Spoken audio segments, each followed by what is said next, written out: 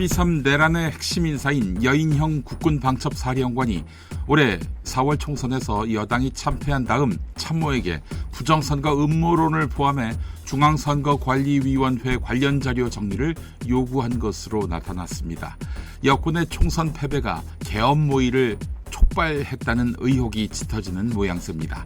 검찰은 특히 여인형 사령관이 부정선거 관련 극우 유튜버들의 주장을 정리해달라고 밑에 요구했다고 합니다.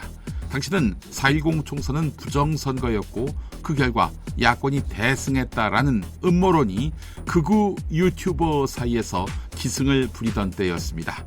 한편 내란범 윤석열은 지난 12일 대국민 담화에서 민주주의의 핵심인 선거를 관리하는 선관위 전산 시스템이 엉터리라고 했고 선관위는 즉각 반발했습니다.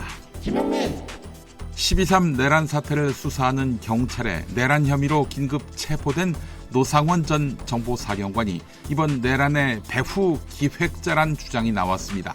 이번 내란 때는 정보사령부 요원들이 중앙선거관리위원회 전산실에 들어가고 부파 공작 요원들이 주요 인사 체포조로 동원되는 등 정보사가 전면에 등장했지요. 대북 정보 수집과 공작이 임무라서 그동안 존재 자체가 베일에 가려져 있던 정보사가 내란에 적극 가담한 배경에는 노상원 전 사령관의 개입이 있었기 때문이란 것입니다. 그는 김용현의 3년 후배인데요. 하지만 예비역입니다.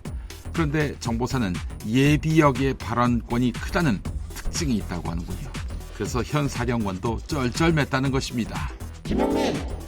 탄핵 심판 주심은 윤석열이 직접 지명한 정형식 재판관이 맡게 됐습니다. 보수 성향인데다 한명숙 전 총리 뇌물수수 사건을 돈 주었다는 사람을 부르지도 않고 2심에서 유죄로 엎었고 처형인 박선영 전 의원이 계엄 사태 직후 윤석열에 의해서 진실화해위원장으로 발탁되면서 논란이 일기도 했습니다. 하지만 문형배 헌법재판소장 권한대행은 주심 재판관이 누구냐는 재판의 속도나 방향에 영향을 미치지 못한다라고 밝혔습니다. 재판장은 문형배 대행이고 그는 문재인 전 대통령의 추천을 받은 인물입니다. 이런 가운데 국회 추천 몫의 헌법재판소 재판관 후보자 3명 모두 윤석열의 뜻과는 달리 부정선거 의혹에 동의하지 않는다라는 취지의 답을 내놓았습니다. 윤석열 탄핵소추안 국회 통과 뒤 친윤석열계로부터 거센 사퇴 압박을 받아온 한동훈 국민의힘 대표가 사퇴했습니다. 탄핵안이 가결된 지 이틀 만입니다.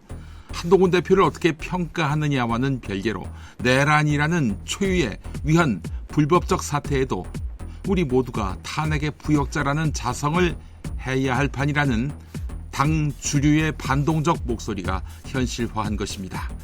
내란 동조당이라는 지적과 함께 국민 여론과 동떨어진 자기들만의 권력 다툼으로 보수 괴멸을 자초하고 있다는 비판이 나옵니다. 물론 한동훈 대표 역시 초반에 계엄 반대로 주목받는가 했는데 탄핵을 두고 오락가락하다가 자멸한 양상입니다. 12.3 비상계엄 사태를 수사하고 있는 검찰이 공수처의 사건 이첩 요청에 응해서 윤석열 수사 부분을 공수처로 넘겨주는 방안을 논의하는 것으로 확인됐습니다. 검찰 내부에서는 윤석열이 향후 재판에서 검찰이 공수처 이첩을 거부하며 불법 수사로 증거를 수집했다라고 주장할 수 있다고 우려하는 것으로 전해졌습니다. 또 검찰은 검찰총장 출신의 윤석열의 친정이라 수사의 불공정성을 의심받을 수 있다는 점도 염려해왔다고 합니다. 그런데 검찰이 공수처에 윤석열 수사를 이첩한다 하더라도 공수처는 대통령에 대한 기소 권한이 없어 검찰이 넘겨받아 기소해야 합니다. 윤석열 부부의 공천 개입 의혹을 수사하고 있는 창원지검. 핵심 인물 명태균 씨가 대선 기간 사용한 휴대전화인 이른바 황금폰을 입수했다고 하지요. 포렌식에 착수합니다. 동아일보 취재를 종합하면 이 폰에는 윤석열이 명태균에게 김영선 공천과 관련해 한 번 더 검토하겠다. 윤상현 공천관리위원장에게 지시하겠다. 이렇게 말한 내용이 담겨 있다고 합니다. 아울러 윤핵관들이 김영선 공천을 반대하지 않는다라는 취지의 윤석열 발언도 이 안에 포함됐다고 합니다. 그야말로 잔치 열렸습니다.